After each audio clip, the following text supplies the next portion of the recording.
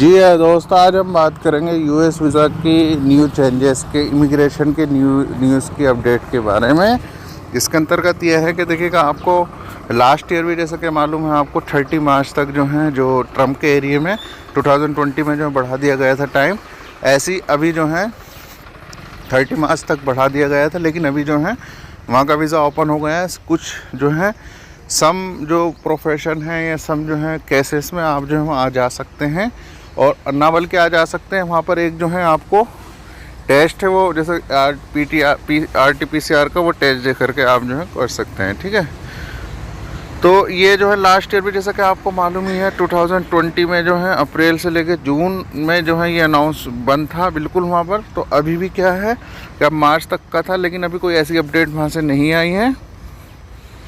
और जैसे कि आपको मालूम है ट्रम्प के दौर में भी जो है लोकल पर्सन को उसने, जो वहाँ के जो लोकल हैं, जो अमरीकी हैं, उनको ही जॉब देने का वादा किया था। वही जो है जो बाइडेन के दौर में भी पूरा उन चीज़ों को किया जा रहा है। कहने का मतलब यह है कि जो ट्रम्प के दौर में जो थी चीज़ें वो पूरी नहीं हो पाई थी, तो जो बाइडेन उन चीज़ों को पूरा कर रहे हैं। ठीक है,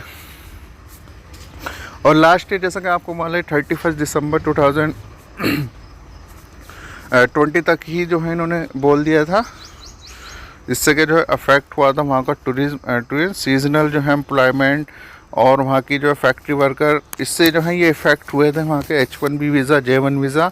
तो अभी क्या है कि अभी जो है यहाँ पर H1B वीज़ा जो है हायर हो रहे हैं, यानी H1 वीज़ा पे लोग जो है वहाँ पर जा रहे हैं। अगर आपके पास अच्छी स्किल है तो आप जो है H1 वीज़ा पर वहाँ पर जा सकते हैं।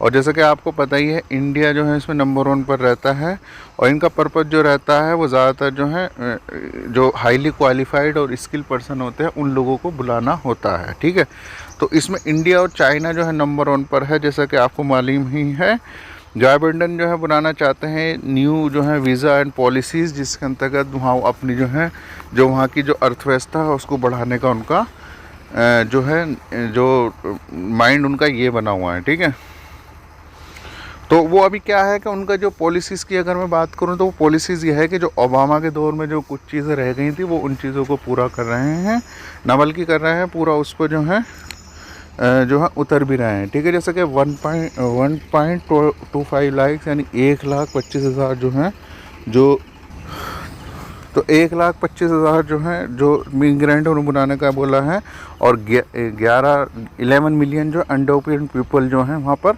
वो जो रह रहे हैं, उन लोगों को जो है जो डॉक्यूमेंट दे करके वहाँ की जो है जो लीगलाइज उन्हें करना उनका मकसद है। तो ये बहुत अच्छी जो है न्यूज़ है जो मुझे अच्छी लगी। तो आई होप आपको समझ आ गया होगा। लेकिन फिर भी कोई भी क्वेश्चन, कोई भी क्वेरी इससे रिलेटेड और कोई भी क्वेश्चन क्वेरी है, कमेंट बॉक्स में कमेंट करके बताइएगा। मैं इस इन्फॉर्मेटिव वीडियो के साथ दोबारा फिर हाजिर हूँगा। तब तक अपना बहुत सारा सा ख्याल रखिएगा। अल्लाह हाफिज़, हैव ए नाइस डे।